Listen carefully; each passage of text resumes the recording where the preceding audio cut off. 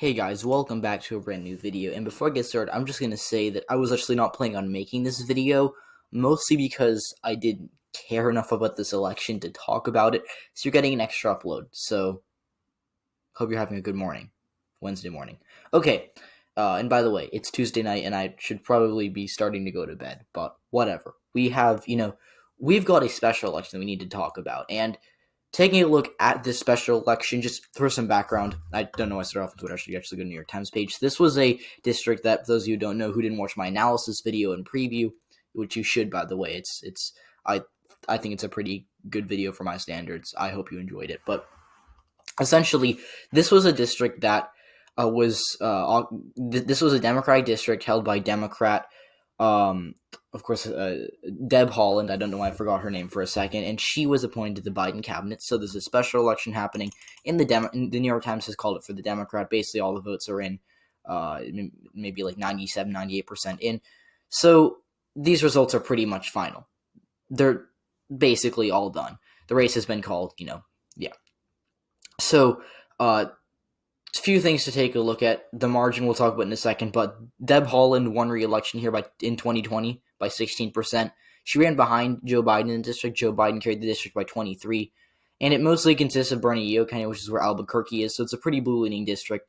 There is one Republican county, Torrance County, but barely anyone votes there compared to the winning candidate in Bernalillo got 73,000 votes, and in Torrance, Mark Moores leads with just over 1,000, so pretty imbalanced. Now, just to talk about the margin here, Melanie Stansbury is ahead of Mark Moores by around 25%.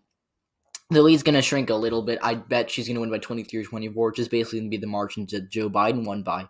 But if we take a look at what the predictions were, the Democrats did outperform expectations here, and I'll talk about what that means in a second. But most expected, I'll go back to people who replied to my tweet real quick, just to take a look at this. Chaotic Politics says D plus 10. Sherrod Brown Stan says D plus 15. Political Predictions and Analysis says D plus 18. Netflix and Social says Stansbury plus 13. iPhone says D plus 15. Tammy Baldwin fan says D plus 15. Dan Arrows says D plus 15 to 17. Mark the Monster says Stansbury is going to win by 16. Aiden says D plus 14. D plus 14 to 18. More Than Politics says D plus 14.5. Politics Made Simple says D plus 12 to 14. Chad Robnet Wants Ohio Baller says D plus 15. Train says D plus 15. And let's see if we have any more replies. And then Jay Talks Politics says D plus 11. So the closest was Political Predictions and Analysis. So shout out to him. I think he got D plus 18. So that's the closest, but it was still an underestimation of Democrats by, around 7% as of right now. Probably going to be an underestimation of around 5 to 6% when it's all said and done. So Democrats did run ahead of expectations, and what I said in my previous video is that if Democrats win by more than 15, this is going to be a good night for them. If they win by, 10 to 15, what I expect, maybe a 10-point win would be a little disappointing. And if they win by under 10 or somehow lose this race, it's like if they lost the race, they'd be panicking. But if they were to win this race by under 10, it's still a pretty bad sign for 2022 if we're analyzing it at all. I don't like to analyze special elections. I think that, the turnout was abysmal in this election. It was less than a third of what we saw in 2020. And, I talked with this on my next tweet.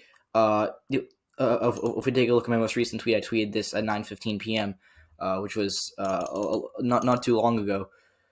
I say, I love how it went from if the Dems went by under 10, we'll talk about that in a second. But essentially, special elections like this are cool to look at, but they mean, but they mean very little for 2022 because of how low the turnout is.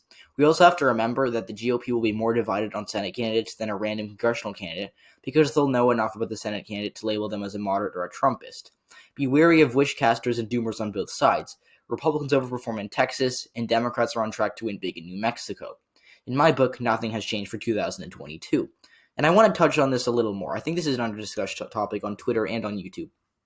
So, first of all, let's talk about Mark Moores for a second.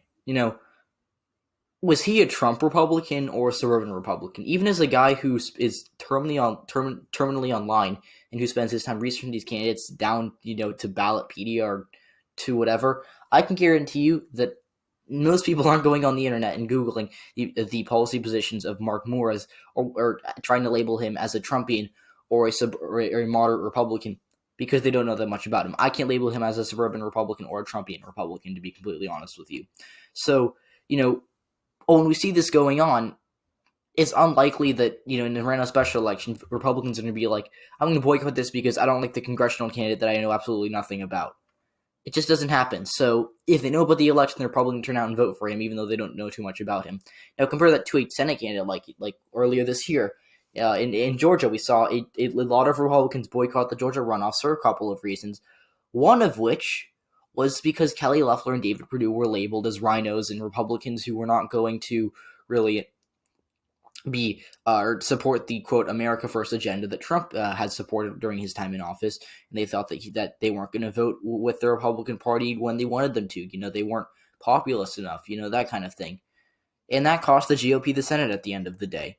And it's in a congressional race, you can't say that. So I think that if this were a nationalized Senate race where it was like, whoever wins this race is going to hold Congress for the next 2 years, then I think that we'd see more as being labeled as a Trumpian or a more moderate Republican, or being called a rhino by some Trumpians, or being called maybe a radical by some more moderates. So, again, I take these results with a grain of salt. I'm not going to say that this is a 2022 bellwether or anything. It's a little better than the Texas 6th district election because there were a lot of factors helping the GOP there. The effect I just talked about is still helping the GOP here, but we're still talking about a race that it doesn't really mean much for 2022. And then again, I tweeted this. So by the way, and I know I talk about my tweets a lot in my videos. Please do follow me on Twitter if you haven't already. Yeah, that's it. So that'll be it for this video, guys. So if you watched the whole video, thank you. I commend you for doing that if you did. This video was completely unscripted. I did not have an outline or anything. Thank you for watching. And by the way, I was going to say, if you take away anything from this video, let it be that special elections don't really matter. They're cool to look at, but at the end of the day, it doesn't change anything for 2022. And I say here in my book, nothing can change for 2022. So that's it for this video, guys. Thank you for watching. Goodbye.